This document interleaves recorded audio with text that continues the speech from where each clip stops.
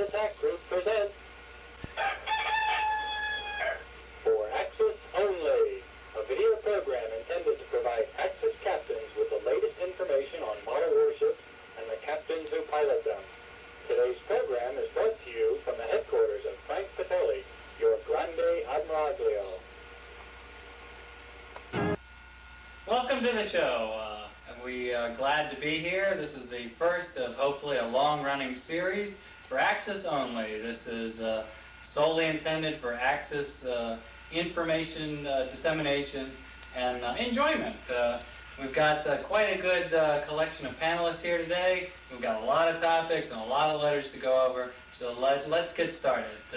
On my immediate right is Mike Blateau. Mike Blateau is the 1990 Fall Northeast regional champion. Mike, welcome to the show. Welcome, Frank. How you doing there? To his right is his brother, twin brother, Nathan Blateau. Nathan is the 1990 Southeast Fall Regional, the first battle cruiser captain ever to win the Southeast Regional. Welcome to the show, Nathan. Glad to be here. How you doing?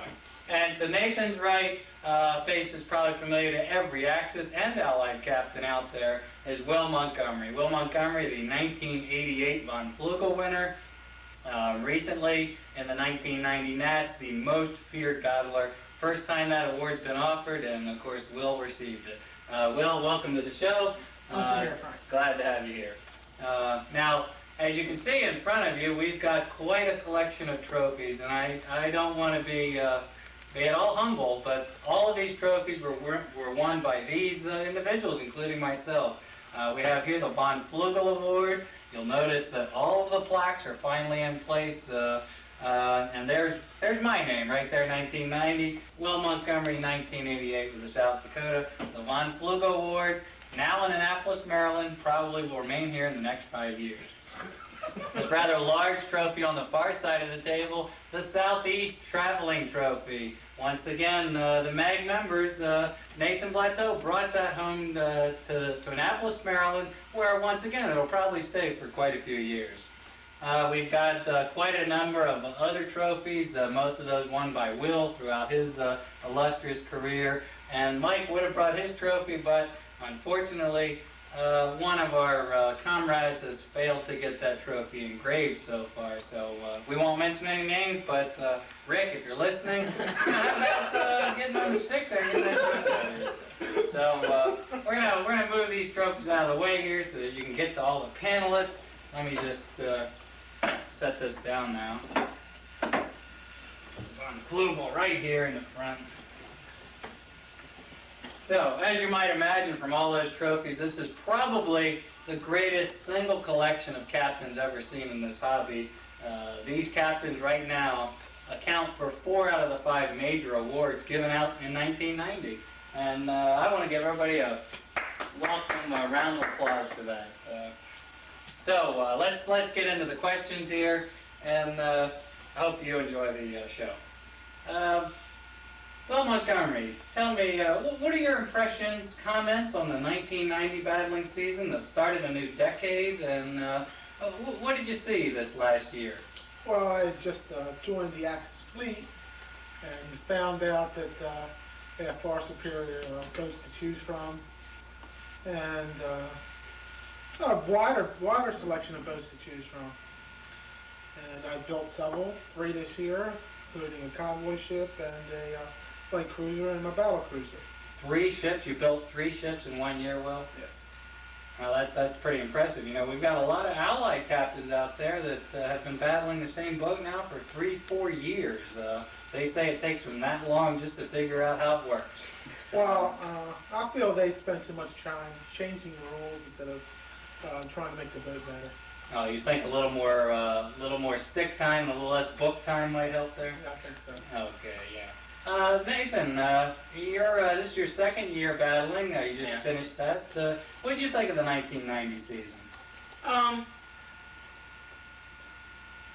Mike, how about you? We'll get back to Nathan. What was your impression? This was your rookie year. You got a 2nd place at Nationals in your rookie year. How do you feel about that? Well, seeing that I am a new member, I feel that perhaps I could have won Von Flugel, but you know, it's one of those deals. I just decided that I should let Frank get it since he worked so hard on that beautiful boat of his. Right, but don't you think the best man actually did win, Mike? Yes, I do think, saying Right. that I'm a rookie, I didn't deserve to win it. Here's the $5, Mike. Thank you. Nathan, now you've had a little time to think. What about your second year, 1990 season? Well, the Watercan served me well. People complaining about it. No Didn't free mind. board. I didn't mind that. Turning too fast, I took turning motors out. haul and too hard. It was reskinned for Southeast. It worked just fine. It won the Southeast Traveling Trophy. That's true. A very impressive Yeah. win too. I believe you did a one-on-one against the other Von. Yes, and he sank. He sank. Do you Thank think? you, Lee. Oh, Thank you. uh, It's just a couple thousand points here and there between the friends. oh, so all in all, you think a very good 1990 season? Oh, it was very successful. Clearly anybody out there watching, you all know that, hey, the Axis didn't lose this year. Not one sortie didn't we lose.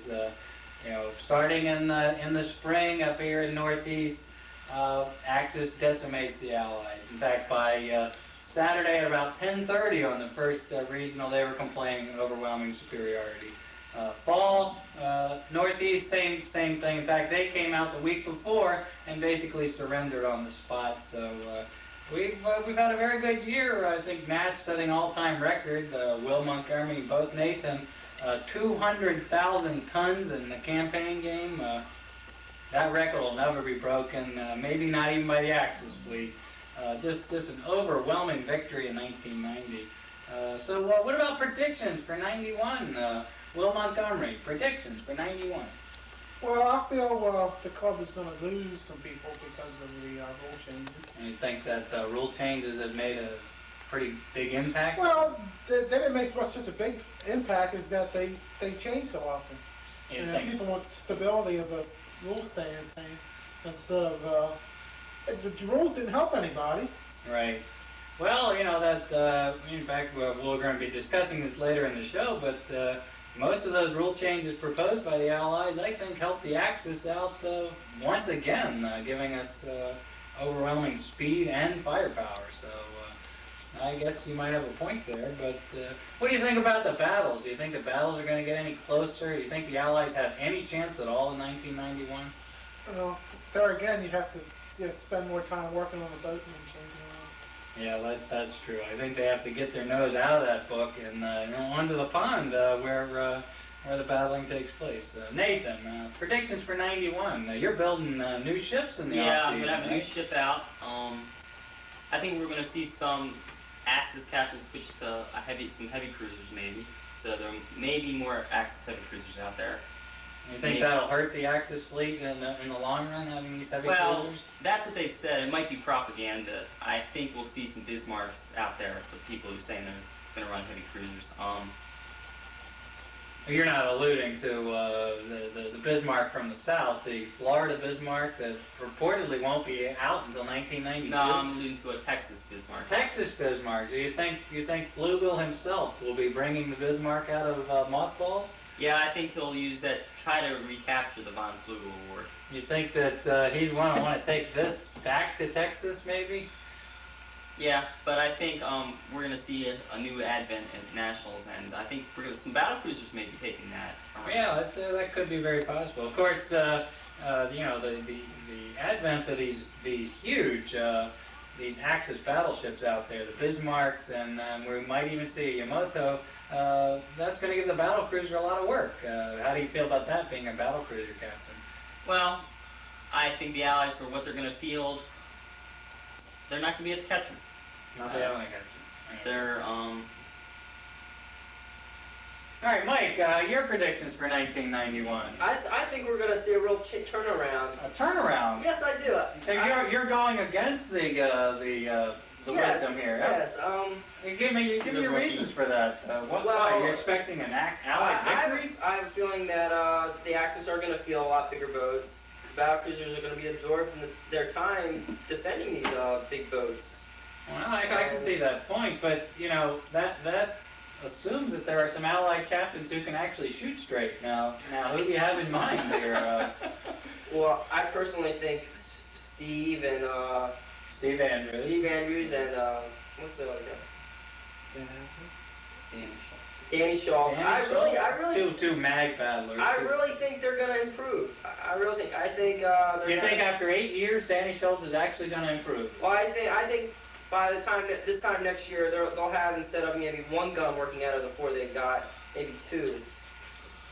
And that could spell disaster Yes, for I really think 1 or it 2 could. heavy cruisers in the I think it Axis could too. fleet. Well, I can see the point there. You know, I've got a rumor here that maybe I'll throw out there, and maybe we'll talk about it for a while. I've heard a rumor that Danny Schultz is going to try to join the Axis fleet. He's purchased a, didn't build, but he purchased a Capitani class light cruiser. He's gonna try to join the Axis fleet. What do you guys feel about that? I mean, just letting anybody come into the fleet like that. I think I'm gonna throw up.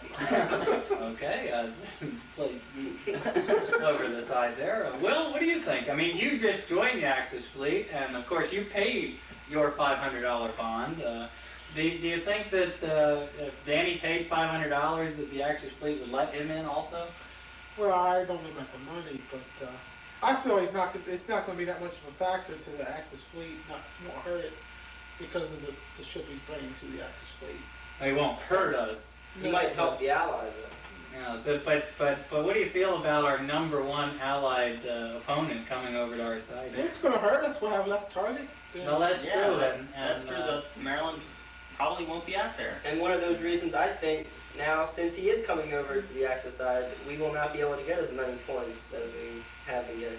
Well, that's true. He was definitely a collector of BBs for us and a sponge. So, well, maybe that'll hurt us in a sort of a roundabout kind of way.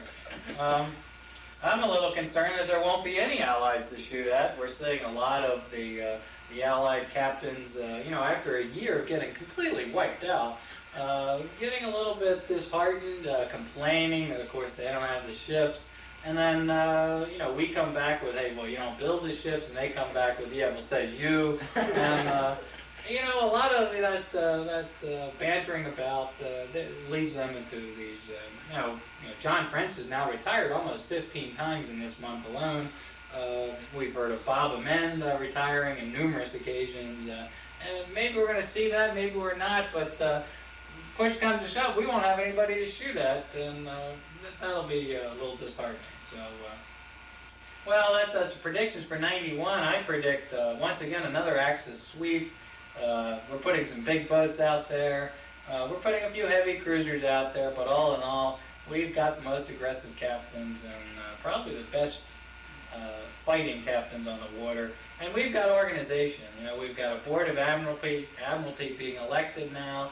We're slowly building that decade of supremacy that we're all after. So the 90s, I see a sweep, especially in 91, and it'll be a while before the Allies can recoup. Okay. Well, we got a lot of questions from our viewers. No, this is the first show, but of course we got a lot of letters and tapes from people, and we just want to answer them. A lot of people see these trophies and see these battlers on the water and say, hey, well, how do they do it? And so we want to give you a little bit of insight. How do we do it? We got a letter from a chap in Florida who says Dear MAG members, I'm building a boat, a rather large boat, a big boat, and I don't know what strength I need. And the question he has is, what should I use? Should I use screws or should I use glue? Well, anybody want to field that question? Screws or glue? I say both. Say both. Screw and glue. That's Screw and glue. screw and glue, both of them. Do you wear suspenders and a belt also? I don't understand this now. I read his letter and I read his reasons, and his reasons were he wants the ultimate in strength. Now how much strength do you need in these boats there, Will? Well, I think he's going overboard a little bit there. Feeling that I know his building construction, which he also uses fiberglass. He uses fiberglass and screws. Does he weld anything? Is he doing a lot of Not to welding? my knowledge. Oh, I see. We've heard about steel reinforcement rods though in the boat. Yes. So those are definitely in place. Is this overkill? I mean, is he just Definitely. wasting his time building the hull of the boat this way? Yeah. Yeah. Well, you know, most of the people up here in the Meg, we rely on cyanoacrylic glue. It simply does not break down over time. It is impervious to water. And I've never seen a joint crack on the glue joint. I've seen the wood break. So I'm a little concerned that when he puts those screws in that wood, a little water seeps in, collects around that screw, and starts rotting out the wood from the inside out. A couple of years, that boat will be as rickety as it as can be. So Do we have a mock-up that we did on this building technique that we used? Well, I to think, build it? yeah, I think later on in the show we'll be out in the lab and we'll be able to show or that the viewer from Florida exactly how well-built boats are done and what a boat would look like if perchance you did it with screws. So maybe we'll look at that a little later. Now that viewer also writes in and says he has water problems. Evidently his boat takes on water and he can't get rid of it. This has led to numerous, he says, sinking at inopportune times. Clearly he's got either a pump problem or a water collection problem. He asked the Meg, how do we do water channels? Anybody want to comment on a water channel scheme that we use? Well, I guess I'll comment on the water channel scheme. You know, basically we have two stringers that run down the center of the boat. We do not use a keel in the midsection of the boat. We only use a keel in the bow and the stern. And that center stringer is roughly 1/4 of an inch high, and it could be any width. But on the outsides of those two stringers, we fill in with balsa and fiberglass completely up to the 1/4 inch level.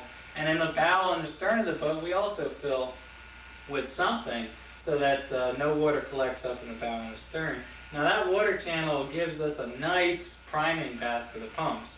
And you know, if you take on water anywhere in the boat, it runs downhill into that channel, collects into a nice pool of water that can start the pumps immediately. So now I've been building that way for 2 years, and I've started my 3rd boat like that, and I've just never seen a problem with a water channel boat.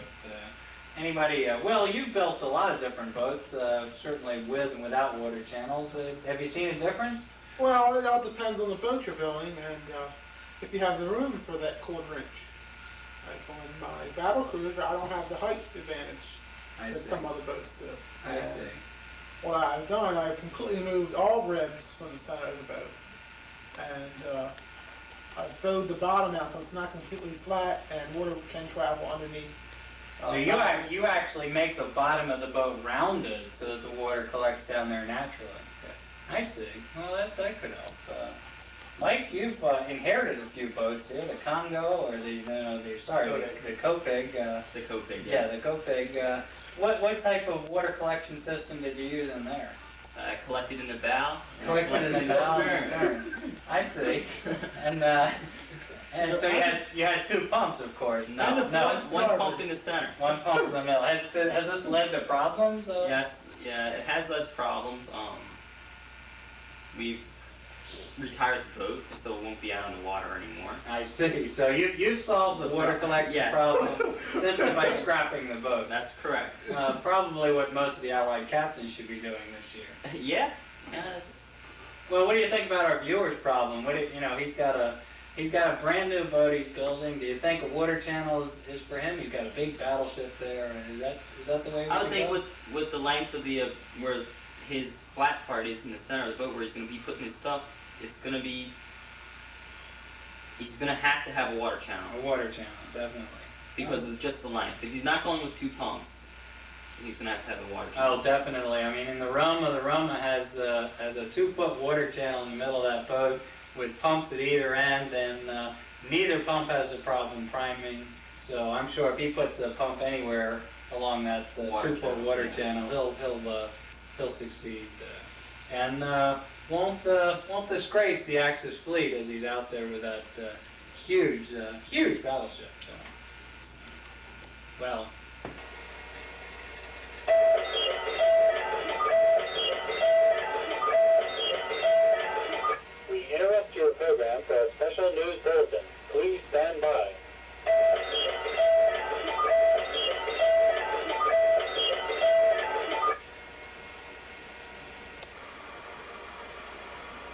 We're standing here with Dr. Von Hoopel of the TriPac Institute of Technology, the TIT. Dr. Von Hoopel, we hear you've got some startling news for us today. Well, yes, Frank, we've recently intercepted an Allied transmission, which we quickly decoded. Decoded, and what type of encryption scheme were the Allies using? Well, it was a basic kindergarten coding technique. They basically took all the letters and shifted them over one. And how long did it take you to, let's say, crack this scheme? Well, the boys in Cryptic, approximately 20 seconds. 20 seconds, maybe 30 at the outside? Yeah, maybe 30. Well, so what was in this startling communication? Well, we have reason to believe that the Allies have a new secret weapon on the drawing board. A new secret weapon? Well, maybe we'll take a look at that secret weapon and you can tell us a little about it. Okay, Frank. Well, here's the secret weapon, Dr. Von Hoopel. Can you explain what's going on here? Well, you see here a basic anti-ship weapon, ground-based, of course. We have the launching mechanism, the 6 megaton payload. 6 megaton. Do you think that's enough to put down one of our battle cruisers? Well, I think the only shortcoming of this device is it may miss. You think so? What is that exhaust system there? Is that... the basic exhaust system, I think it's partially for propulsion aid. Haven't the Allies been using that type of system for quite a long time in their ships? I'm pretty sure they have. Oh, As you see, we have an all-terrain drive, Oh, I see, yeah. fuel intake, slobber device, Well, whatever that means. whatever that is, acute guidance system. Well, that probably works just about as well as anything they've used in the past. Yes, I believe so. And what do you think about the dimensions of this device? Is it going to fit into the model at 1/44th scale? Well, I don't think so, Frank. Do we think we're going to see a new rule maybe to put the cruise Basalope on the ships list? I mean, after all, we did put on the Des Moines. Perhaps. As you see here, it has a 31 operation below enemy radar. We don't use radar, of course, but I have a feeling maybe they believe we do since we shoot so accurately. So, well, this is a very startling announcement here, Dr. Von Hoopel, and I'm sure the Axis captains are going to have to keep their wits about them if they ever see this device come out on the battlefield. Well, Dr. Von Hoopel, that is simply startling news. I'm sure that the Axis captains and the Board of Admiralty will have to take this up at their winter meetings and discuss some strategy to defeat the X-15 cruise Basalope. Well, it's a great pleasure to be of an assistance to the Axis cause. Right, and thank you very much, and thank all of your colleagues at the TriPac Institute of Technology, You're very the much TIT. welcome. Very much welcome. Before we leave, Dr. Von Hoopel, one last question. Why the blowtorch? Well, when I was called in, I was sort of cooking my breakfast. Oh, I see. Well, thank you very much, and I hope you get back to your egg before it gets too cold. Thank you. Thank you, and now we'll go back to our regularly scheduled program.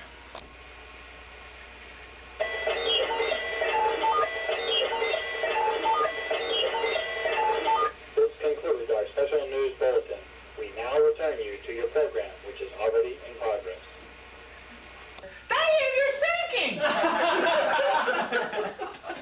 No, Will, that was a great story. I mean, I love it every time you tell it.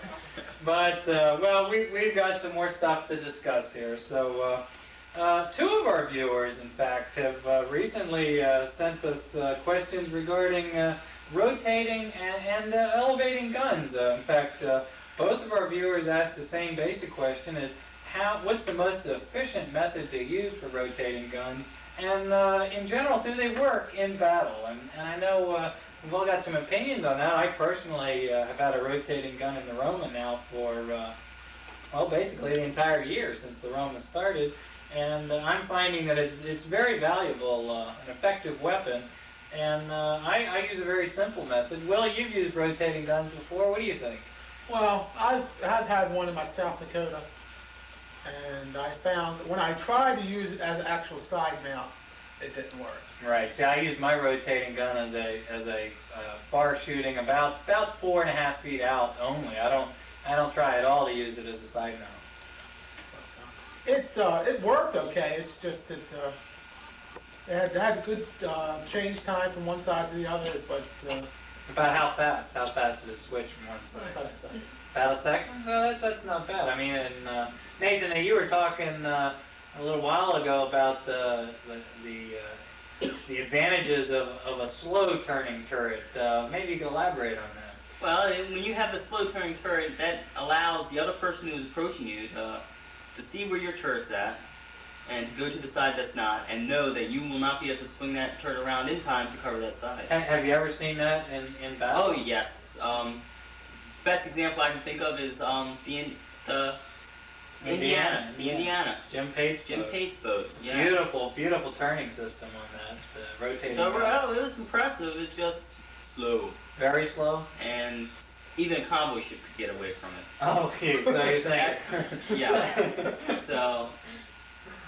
So you're What's the saying fact? if you don't make the gun rotate quickly, then you might as well not Not have have it. it. That's right. That's correct. So what we're looking at basically servo speeds or thereabout. The second is about the Quick. You want very quick. very quick. You know, I use servos to rotate the Roma's gun, and it can swing in 0.2 of a second from one side to the other. Now I have it pointed. In fact, I have it right here just to show our viewers. You can see here that.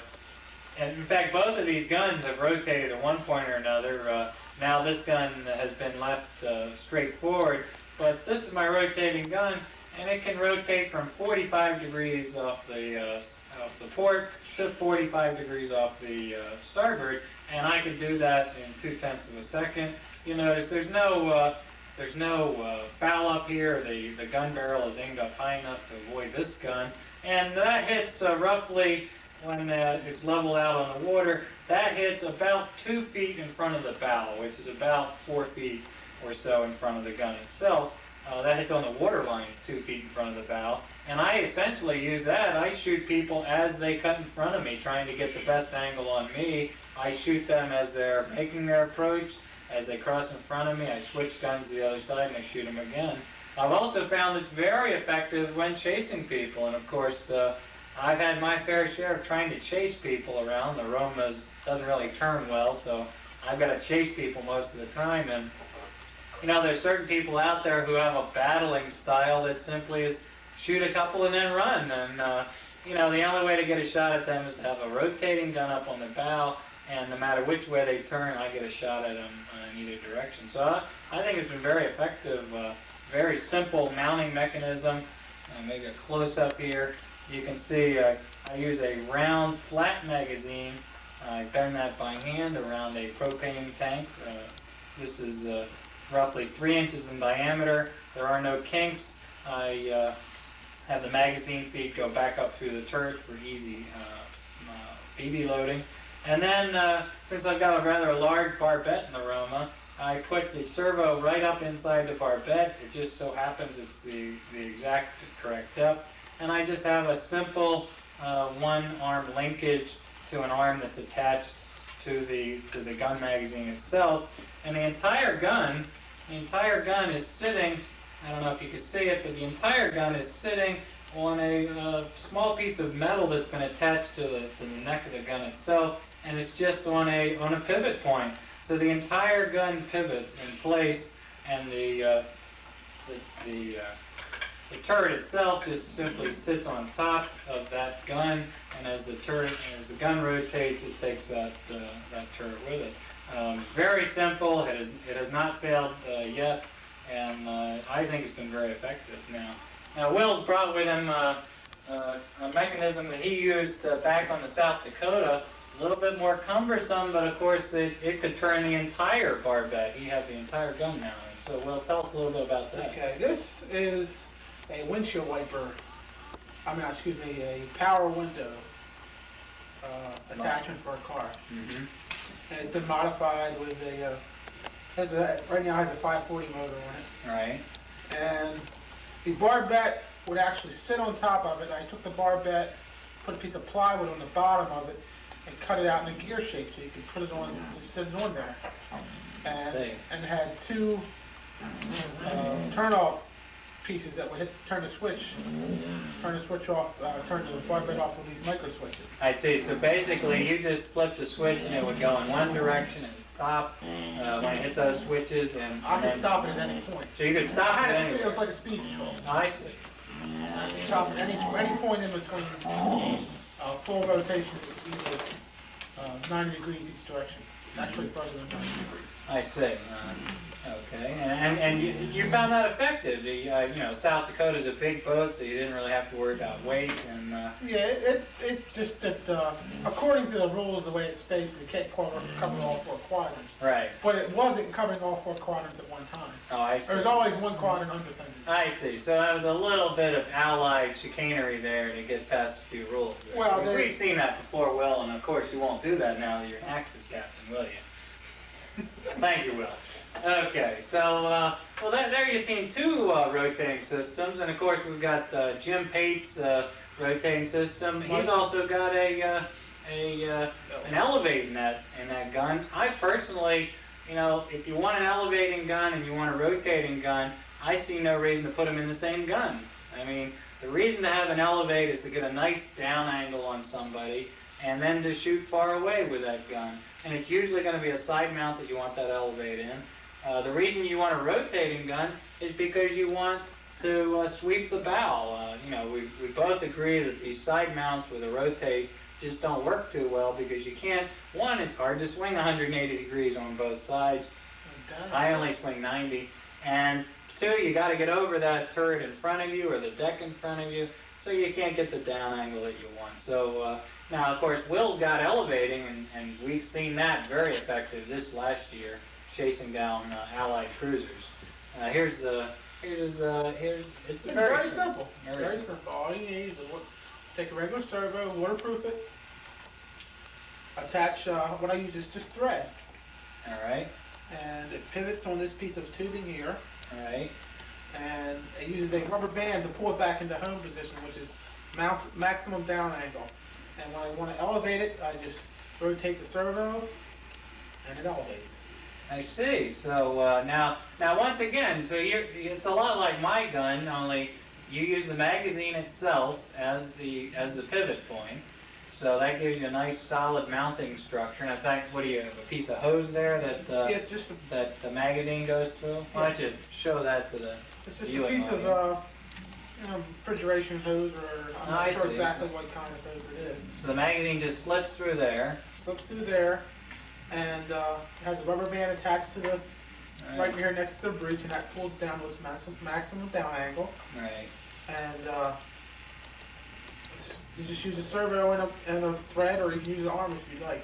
Now, of course, the tactics are different here. I mean, when I have my rotating working, I'm constantly using that during the battle as I'm chasing people or as they're attacking me. I'm switching from side to side to get the best shot. Now you only elevate once in a while, right? Well, yes, if somebody's turning me and the radius is getting large enough that the gun's not hitting at its maximum down angle, I can just elevate it slightly. Right, and I've also seen you use this on cripples when they were further inland than you could get to them.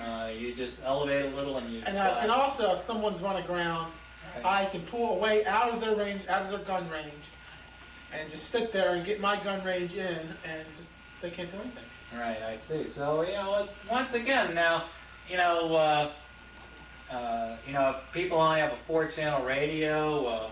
It's pretty easy to take a servo on one gun for elevate, servo on another gun for rotate, have a splitter, and you just have one switch. And when you can't fire both guns at the same time anyway, so if you want to rotate from the right, maybe that elevates the gun up at the same time, and you shoot the one you want to shoot, and you rotate the other way, you elevate the other gun down, so that with one servo now, or one channel, you can control an elevate and a rotate on two different guns, and you can start to get a little more effective firepower out of these ships, because the Plateaus will be the first to tell you, you set those guns in close, and you've got them precisely aimed where you want them, and they don't come there, you just twiddle your thumbs because you can't shoot at them, right? Yeah. So, Right. are we going to be seeing any rotates maybe on the No the new blades? rotates. Not Maybe at an all? elevate. Maybe an elevate? I like You've seen elevates. Will affected with the Yeah. elevate. Well, I'm always gonna have rotates on my ships, no matter what they are, because it just changes that angle of attack at all the time, keeps the other guy guessing, and I think gives you a little bit of an edge. And it's easy to do, and it doesn't cost much. So, well, that's rotating and elevating, and maybe you all can go off and design your own systems, and maybe send us a letter and tell us about it here at the show. So. Now, we've got a viewer who writes in about double firing guns. He's building a big battleship this year, and of course it's the first time he'll be running 5 guns instead of 3. And he says, well, I want to fire 2 guns at the same time, but how do I tweak them? And anybody on double firing guns, the simplest approach? Don't have them.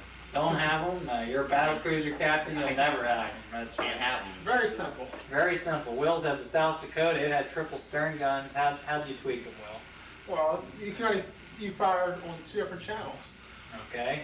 But what if you've got to have 2 guns on one? He's got 5 guns, he's only got 4 channels. How does he tweak those 2 guns? That's difficult. Well, I'll tell You you have how. a turn-off switch. Yeah, that's what I did. I used I use solenoids, and of course, if you don't use solenoids, you can always put a switch in your servos. But essentially, I've got my gun set up so that out of the triple sterns, I use 2 channels. One fires one of the guns, and one fires up to 3 of the guns. And that selection is made between every sortie. I've got 3 switches in the boat, and if I want all of them to fire at one time on one gun, I just flip all switches on. If I only want 2 of them to fire, I pick those 2. So that way, if I have a gun that's not working, I can turn it off, and I don't have to worry about the solenoid running. But at the same time, when I'm tweaking my guns, you'll see me, I reach in and I just turn off all the guns, turn on one, I tweak it, I turn it off, turn back on another one, I tweak that, I turn it off, turn on another one, tweak it, turn it off, and then set the switches for whatever I'm going to be using during the battle. I saw Marty Hayes doing this in the Invincible.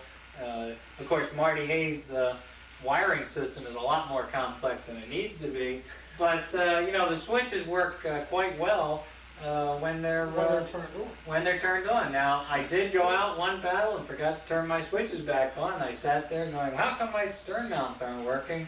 And brought it back in, started looking at the gun system, realized everything was turned off. So, you have a few problems now and then, but now it's in my mind. I turn those switches on, and I've never had a problem tweaking even triple firing guns. So, like I said, if you're using poppet valves, well, you can always have multiple servos driving those off the splitter, and just run those servo lines through a switch and turn them on and off whenever you need to do so. So I guess that's all there is to say about double firing guns. They are very effective, by the way, underway. When properly aimed, if they hit something, they're going to hit it real hard. Okay. Now, finally, we've got a question, a lot of questions here, Mag. Of course, we are probably some of the best captains in the hobby, and we get a lot of these questions all the time. So we have another question here about propulsion systems. Once again, we've got a person building a big battleship out there, and he's got 3 shafts. He's going to have 2 Dumas 6-volt motors on the outer shafts, and a 540 motor on the inner shaft. And our viewer wants to ask, do you think he'll get it up to 24 seconds? Nathan, Mike, what do you think? No problem. No problem. I think he'll have it running at about Chris Pierce speed, which is roughly 18 seconds. 2 Dumas 6-volt motors will push. Yeah. It pushes the Rome at 24 seconds. And that 540 has tremendous. Oh, the 540 is maybe overkill in this situation. What do you 540 think? might be able to push it. You by think a itself. 540 by itself, maybe? Probably. Well, what do you think he should do? Should he drop down to 2 motors or stick with the 3? What do you think there? Well, on the 540, I would say a large prop with hardly any pitch. So he has. Well, do you still think that's too acceleration. much power? Maybe 3 Dumases instead of that 540? The 540 is not giving anything within turning systems. Right, I mean, he's running this, all he's doing is draining current the whole time, so, I mean, 3 6-volt dimmers, or even 2 would be. Well, it more does. efficient. It does put more power in the center of the ship to be diverted by the rudders. well, then how about just going with one motor? Just letting the 540 drive it? You don't have the No. acceleration. Not No, enough. not enough So, acceleration. so basically, I mean, we got choices here. You can have just 2 Dumas 6 volts, and if you need the extra torque, just add a third Dumas 6 volt, or go say maybe with 2 540s and just leave the center shaft alone. Too 2 much, too much heat. too much heat, so- Possible burning up motors So basically, we're saying that the 540 here is probably overkill for propulsion. for propulsion. Yeah. Now, of course, he also he writes in and he says, "Well, I'll be running one pump in this boat and these three drive motors," and he's wondering, is 25 amp hours enough? I really think you should go for 35. You think 35? 35. You know, we saw Jim Pate out there with a 30 amp hour battery in his Indiana. Do you think maybe this Bismarck needs 30 amp hours? I feel 10 to 15 would be 10 to 15? sufficient. I know the Roma, which is a roughly a 30-pound boat running at I say 24 18 to seconds, 20. is running around 20 amp hours, and I've never had a problem with that. It's simply 15, never yeah, failed. 15 to 20, I guess. So yeah, you know, it's so you think the 25 is probably overkill here once again. Right. It's Yeah. good to have overkill on batteries, though. Overkill. Well, but here we got a problem now. He's got the weight. He's got 25 amp hours, and that's not enough to go 2 battles, right? 2 fleet battles. 2 fleet battles. That's not enough to go 4 sorties. No. And so he's got to take them out anyway. So he's putting 25 amp hours in a boat, and he's only going to use 15 of those. Yeah, but is he just carrying around extra weight now? Yeah, but I've seen a lot of people moss stuff and drain current a lot, and then get out there, take the moss off. You think Yeah. maybe this skipper will moss up a lot with a new big boat? I hope he doesn't get that close to shore. Oh, okay, Yeah, yeah. well, it shouldn't Well, be. as the people who have to defend them, I hope he doesn't get that close either. Yeah. 'Cause Another thing with the batteries, if you have the extra amp hour, you have the extra weight. And that's going to cut back on acceleration. once again, so basically he's carrying around a lot of weight so that he can have the power to push around a lot of weight, right? Yeah, but they're cheap batteries from what I hear. You got them real at a bargain. Oh, this is a cheap guy? Is that what we're saying? Well, Oh, okay. that's what he's. So he these said. are bargain batteries. So he's Yeah, probably only bargain. going to get 15 amp hours out of them anyway. Well, probably. Okay. Probably 15. Yeah, no problem. Well, yeah. Okay. Well, since we're on the topic of ship construction, we've answered a lot of questions here. The TriPac Institute of Technology has recently done some pump testing. We did a lot of pump testing last season, and we've got a couple of new pumps that they've been testing out in the lab. We filmed that a little earlier. We're going to go ahead and cut to that film and show you the results of that pump testing. We're here today with Dr. Von Huppel of the TriPac Institute of Technology, the TIT. Dr. Von Huppel, what are you doing here? Well, we're comparing pumps today. Comparing pumps. Now the TriPac is a fairly high technology organization, isn't it? Yes, that's why we've made the TriPac pump the standard for which to compare all these other pumps. I see. Now the TriPac pump, if I'm not mistaken, is a 540 motor with essentially a Carl Camerati designed base, which is manufactured here by TriPac, and a 1-inch impeller in this case, which once again is a trade secret manufactured here by TriPac. This pump has performed very well throughout an entire battling season in 3 different boats, and we use it a lot. So now basically, what's the test look like here, Dr. Von Huppel? Well, water is essentially pumped out of here and put in there. Pumped out of here into there. We've got a 1-gallon indicator on this bucket. We flow water in at a constant rate, basically keeping the pump pumping at a level of water that's the same. And we have a Guardian 6-volt 8.2. Now, of course, anybody can get faster pumps by using more voltage, but we think that 6-volt is a standard, and we've done all of our tests using that battery. So let's go ahead and hook this up, Dr. Von Hoopel. Now you've got your watch set there. I'll go ahead and I'll hold the pump in place, and I guess you'll say, or I'll tell you when that has reached the top of the mark. So if you want to connect the juice there, Dr. Von Hoopel, and start your watch. Okay. All right, there we go.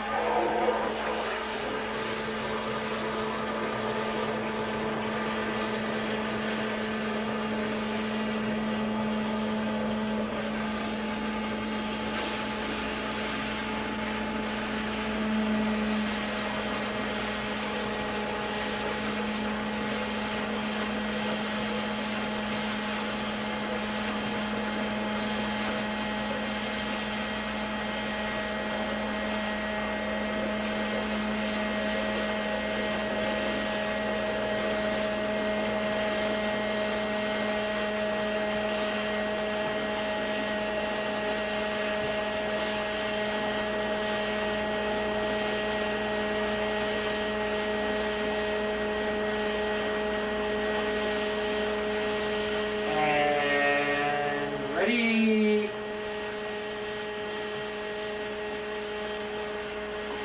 Mark. Approximate time, 1 minute, 3 seconds. 1 minute, 3 seconds. Okay, this pump has gone through a year of battling. It's a little slow by our standards, pumping through a very long hose, but a minute, 3 seconds, that's the standard mark. Right, and we'll dump this water out.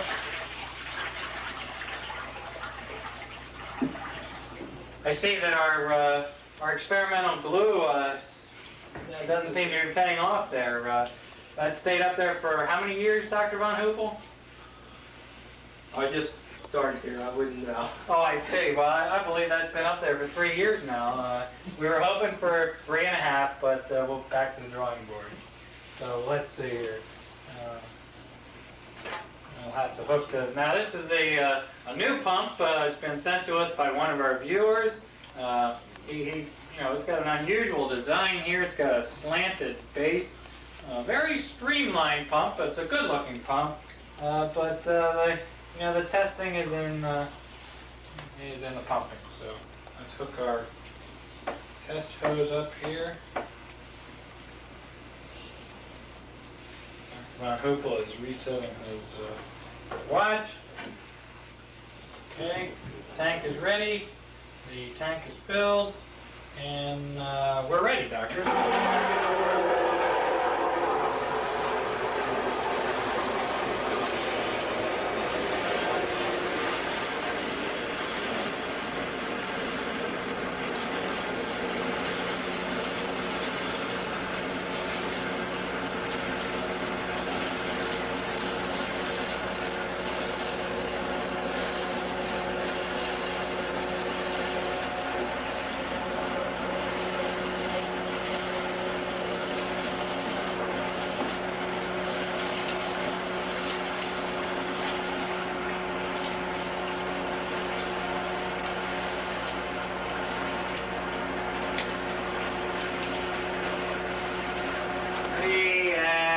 Stop. Well, Dr. Von Hoopel, we had a little camera trouble there, but what was the time on that pump? 47 seconds. 47 seconds per gallon. So that must be a tremendous pump, right, Dr. Von Hoopel? Well, not exactly. Oh, I see. Of course it is much faster, but it's also much hotter. Oh, I see. And is that a problem, Dr. Von Hoopel? I have a feeling this is probably drawing about 10 amps. You think so? Now, I know we didn't have our amp meter set up today. We just forgot to bring it to the lab. But so we think that this is a 380, correct, Dr. Von Hoopel? Correct. And this must draw in excess of 10 amps to achieve that 47-second time. Which still doesn't break the record. And what is the record, Dr. Von Hoopel?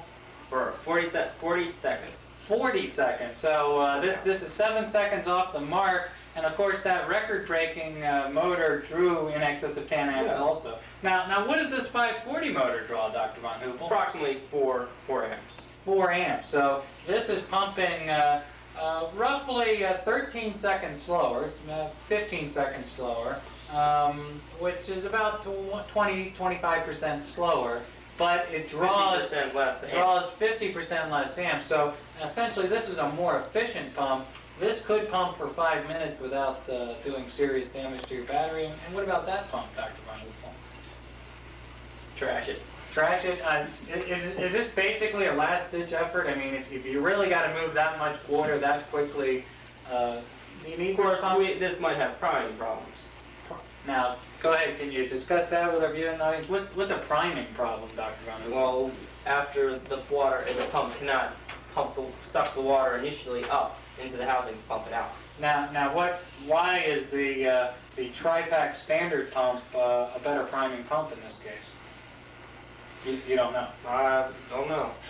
I'd have to check the design specs on that. Well, could it be that the motor has a little bit higher torque and it can start that water up a little Yes, faster? I believe so. You think maybe this slips and cavitates before it starts pumping? This motor is not built for the torque, I see.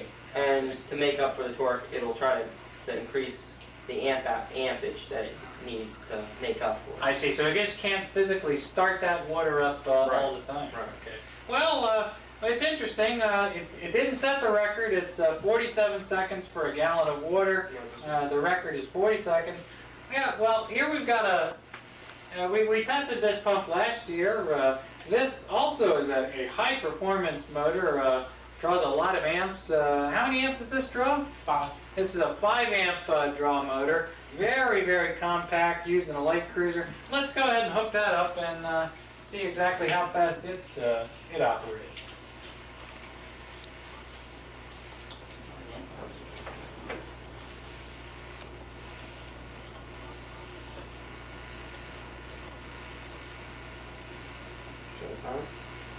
Yes. Is that you? Okay. And wait. And let's begin. Nothing. We have nothing. Whoa. Locked up? Yeah. Locked up. Well, we won't be testing this pump today. Here, give me a minute. Seems to be a little bit locked up. Let's give a quick test here. This is not Tri-Pack technology. Now, this is one of our foreign competitors. This is Japanese-made motor. Let's try this again. No, it's She's definitely locked up. So, well, that's it for pump testing today, and we hope you've enjoyed the lessons here at the Tri-Pack Institute of Technology, the TIT. And thank you once again, Dr. Von Hoopel. As usual, My pleasure. very enlightening. Well, we're back again here. That was a very informative piece by Dr. Von Flugel. Dr. Von Hoopel of the Tri-Pack Institute of Technology, the TIT. Tri-Pack has set itself a very high standard in this hobby of coming up with the best battling technology, both on and off the lake. And they've come up with some very reliable pump technology, some excellent gun technology, and most recently a revolutionary magazine which works on a vacuum draw system, which will make it very easy to put 3 guns in 1 turret, something that the big battleship captains have needed for a while. So that, of course, is still undergoing testing in various Tri-Pack sponsored boats, and you'll see it out there in 1991. Well, let's get on to a topic. A lot of our viewers didn't have the opportunity to attend the Southeast Regional. The MAG sent down a 6-member war group. These 4 captains here, and Chris Pierce and Francis Rogalski, probably a new captain who we all met at NATS. When we got down there, we know ahead of time they weren't going to fight Axis Allied. Why do you think that? Why did they back away from the Allied Axis normal strategy there? Well, they've had the tail between their legs too long. You think they just been sunk too many times? I have to agree with them, but you know, I still think if you're gonna be on a team, you might as well go down with that team. You know, the Axis, we've lost, Nathan and I, when we were rookies and we started, we had to fight against Will, Bob Amend, and Marty. You know, a lot of battleships on that Allied team in the Northeast, and we were basically the only Axis ships out there.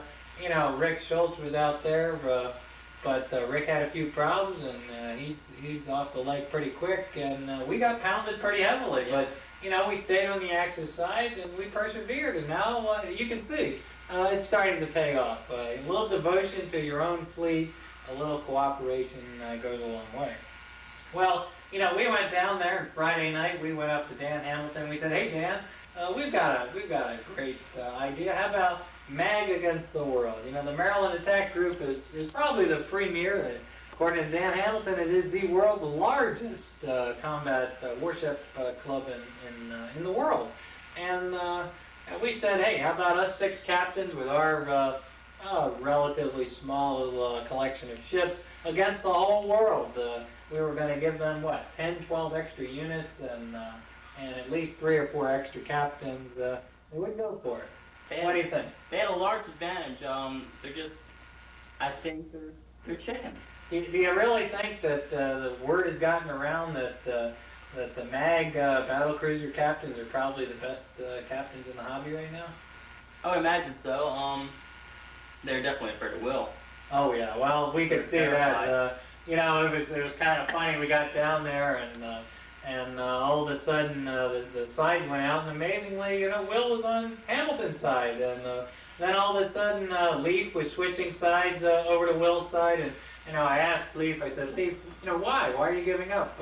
We had Nathan and his Von Tan, and Mike and his Koenig, and we had a German and Italian contingent there ready to go. All of a sudden they were skipping and going the other side. And gave us a lot of stories, but I think the long and short of it is they were afraid of Will, and they wanted to be on his side so that he could protect them instead of shooting at him. And you know, I think most of the battling in Southeast was Axis against Axis.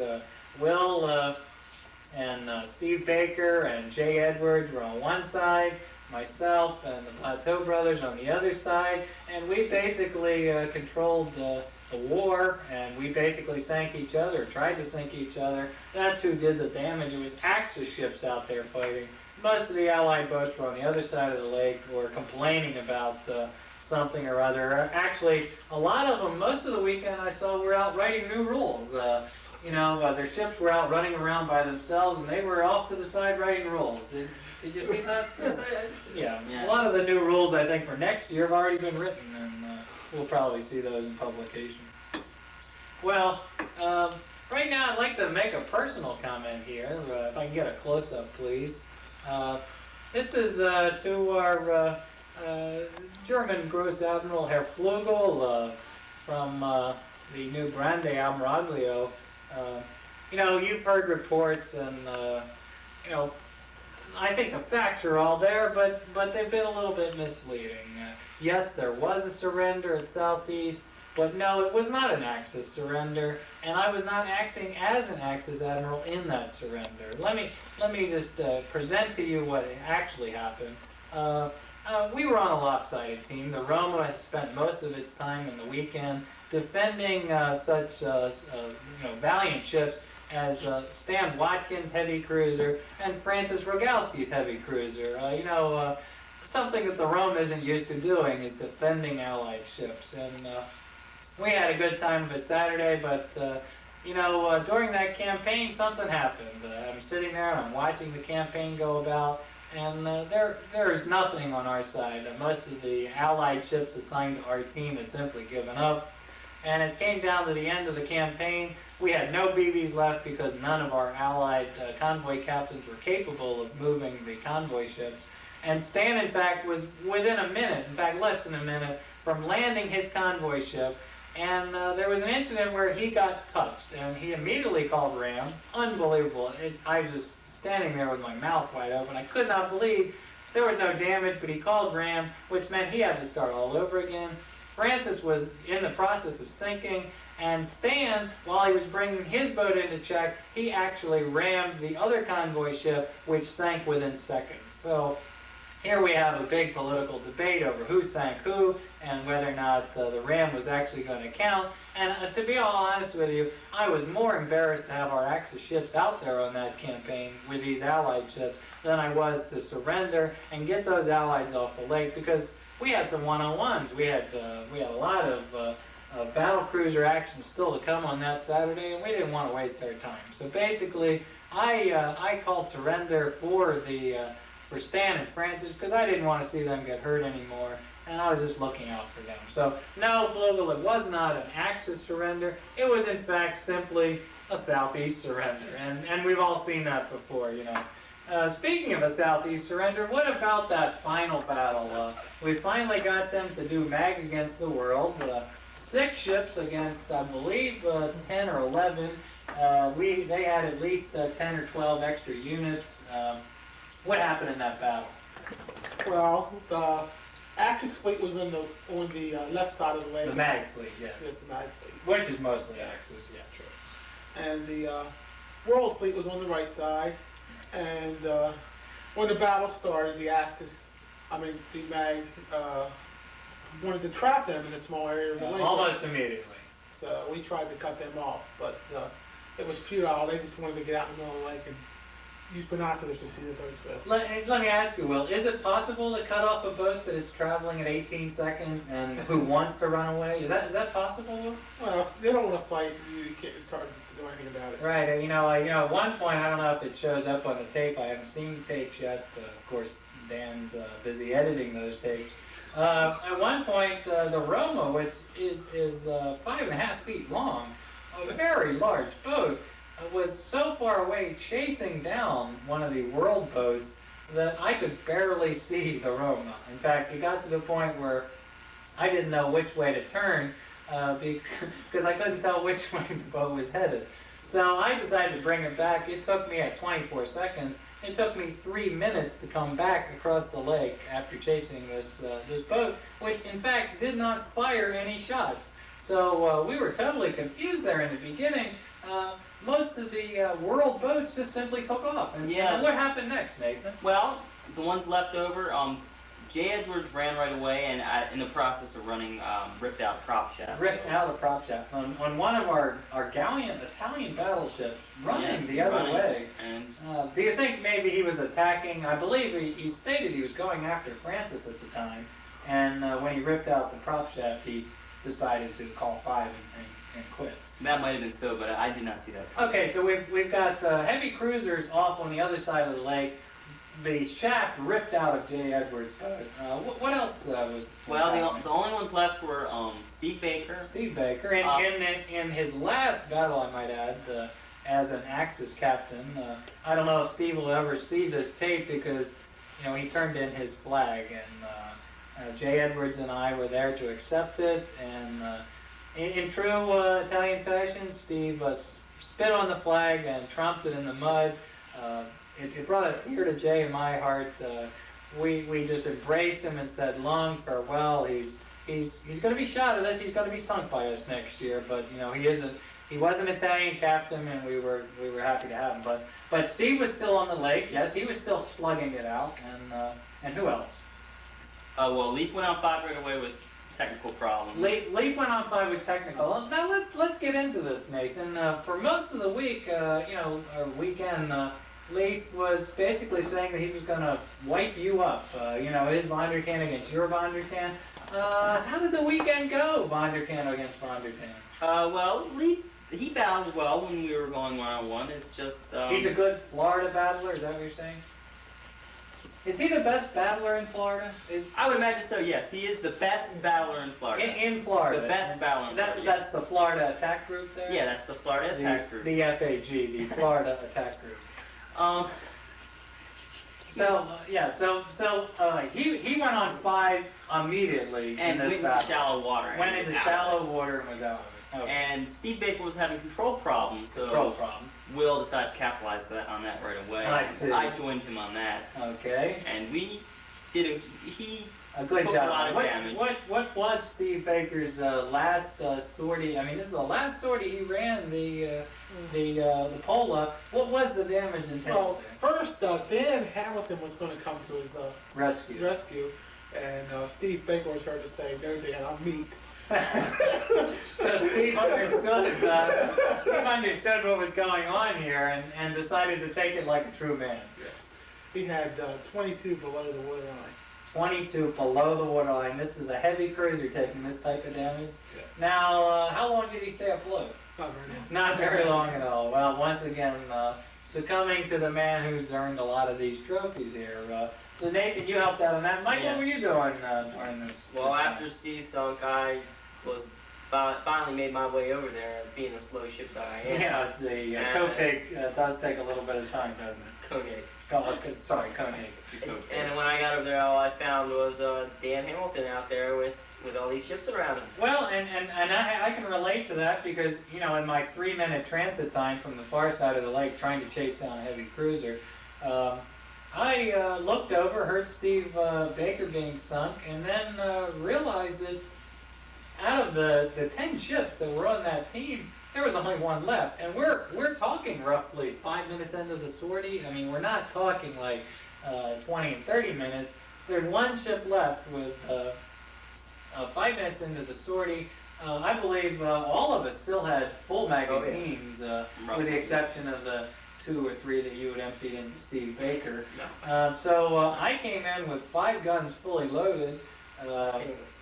The Koenig was fully loaded. Chris Pierce had not fired a shot yet, and he came alongside. And basically, to my recollection, we had 5 mag ships.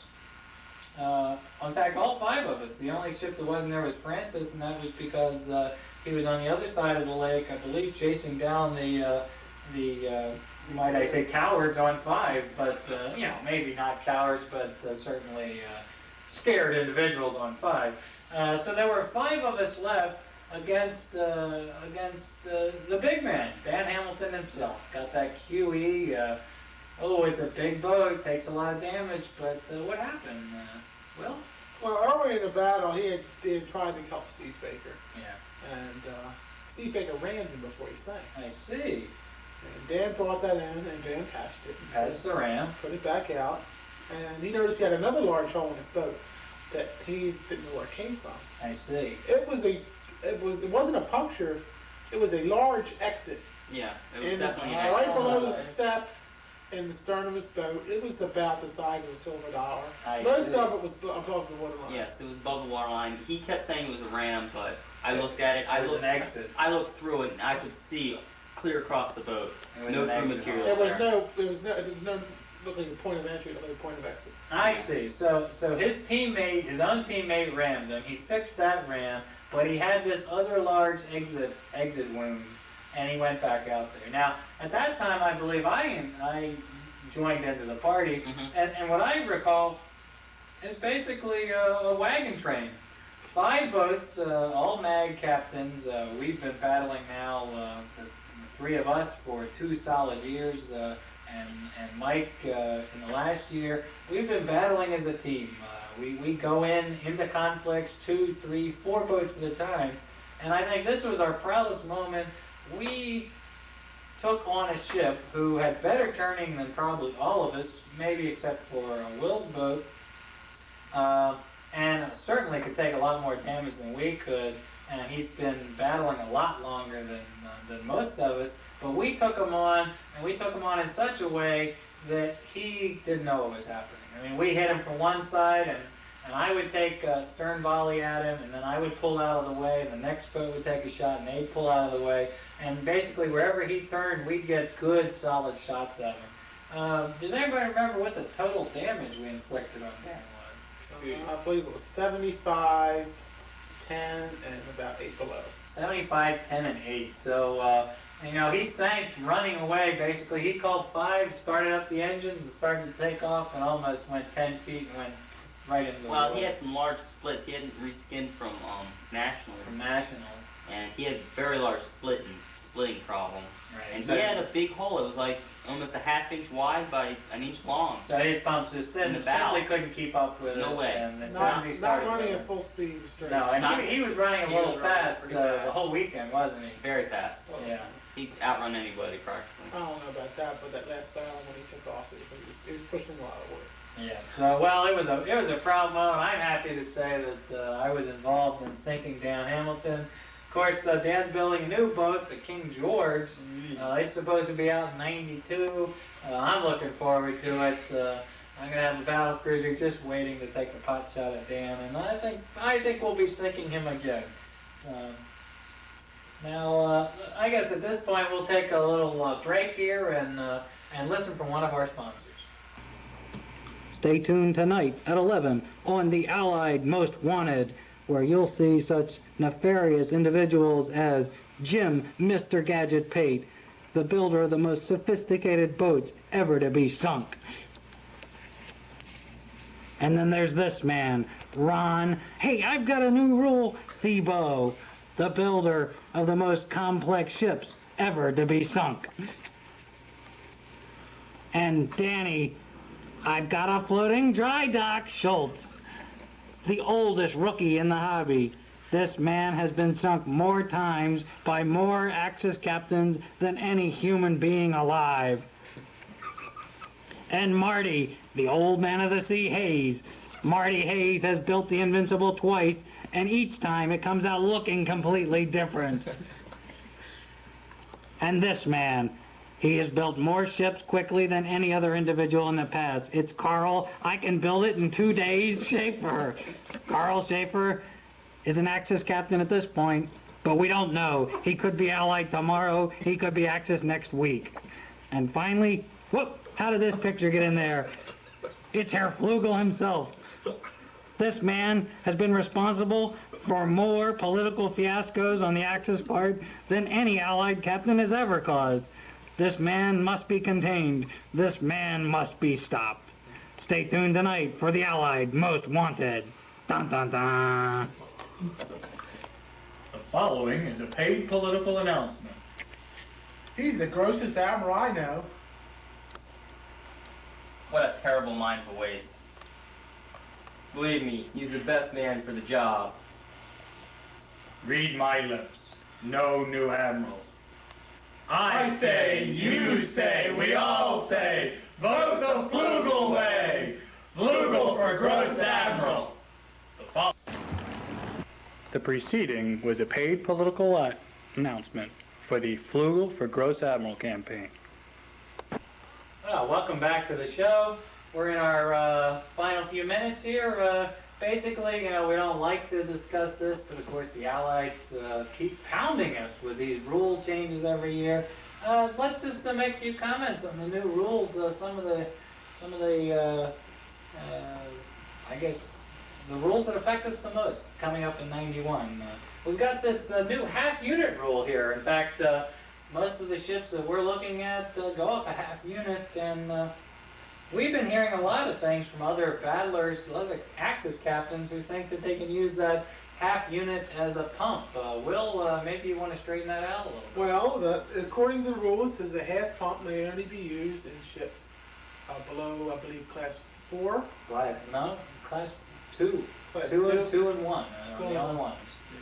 So 3 through 7, that's battle heavy cruiser through battleships. The only way they can use a half unit is in a 75-shot magazine. There is no such thing as a half unit pump for these boats. So you know, people have been planning. I've heard of Lutzows with triple stern guns and a half unit pump. That's not going to happen. It just isn't possible, right? Right. I think a lot of people voted for that rule. And they didn't know exactly what that rule is talking about. Yeah, they didn't know the full Implications. implications of the rule. Well, there was one thing I thought of, you know, with the spurt gun, the way they have it defined, it's perfectly reasonable to have a triple spurt gun in the stern of your ship, where they each spurt gun fires 15 shots, fire them all at one time, 45 shots. You can decimate any ship in your wake. Call 5 and get out of there. Boy, if the Axis fleet did that, I don't know what kind of damage we'd see out there. Okay, so there's no half unit pumps. You gotta use it as a 75 shot gun. I personally plan to use it as a rotating 75 shot gun. I think most people either use it as the bow or the stern gun. So. Now the other rule, the speed length rule there, basically it says that the Axis fleet is a 24-second fleet now. What do you guys think about that? Great. It's Yeah. I know, Vlad Tow Brothers, you're building, what are you building right now?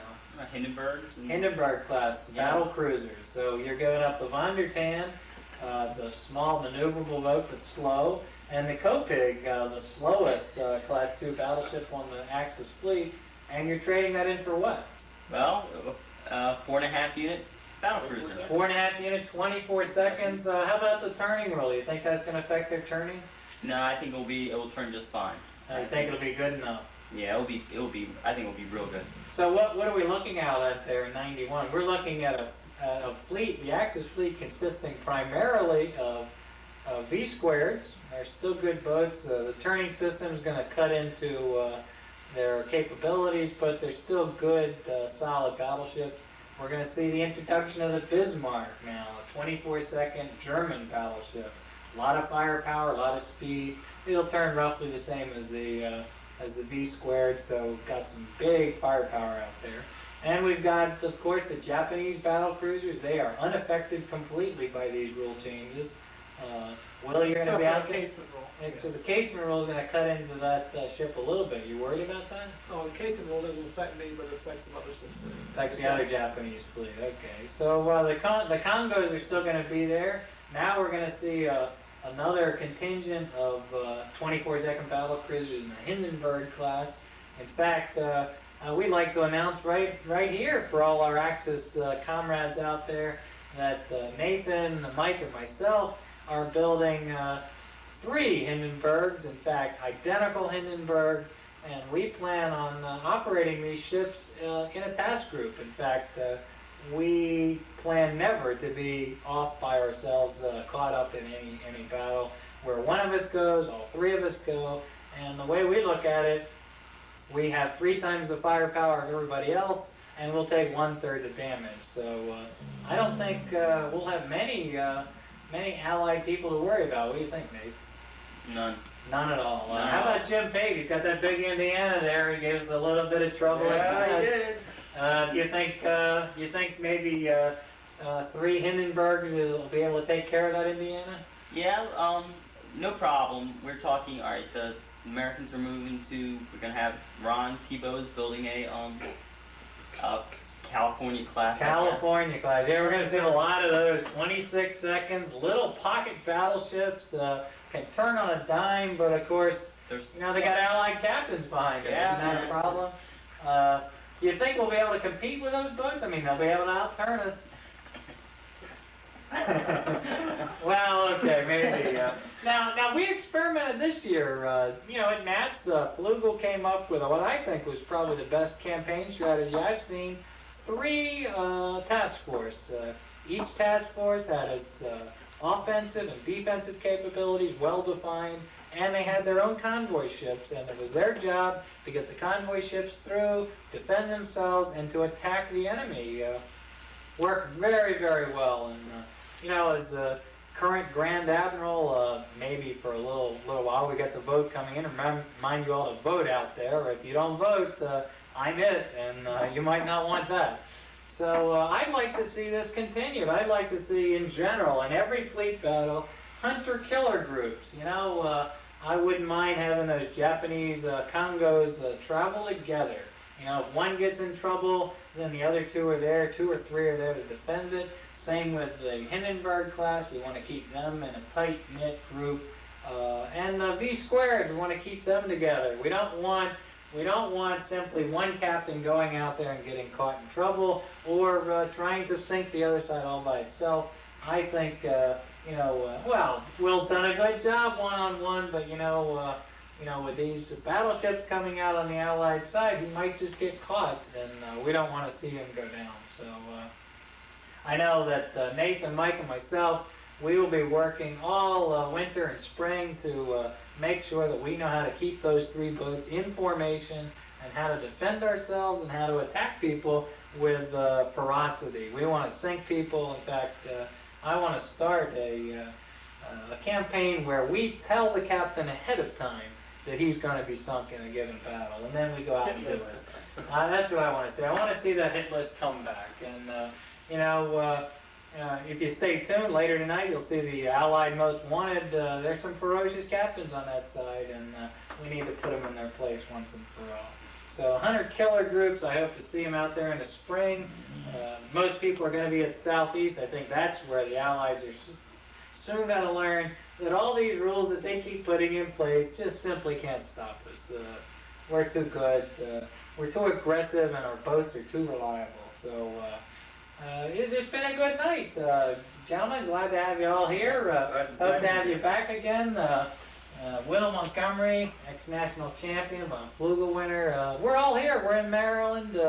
It's the land of pleasant living, and I want to say thanks to Dr. Von Hoopel, all the assistance he's given us in the lab and in the workshop there. And I guess we'll be talking to you later. Of course, this tape is copyrighted. This is the property of the Maryland Attack Group, and any desire to send or transmit this copy needs the express written consent of the Maryland Attack Group and the TriPac Technology, or Institute of Technology, the TIT. So I'd like to say goodbye to all the viewers. Hope to see you around on the battling field, and have a good holiday. Bye. Bye. Bye.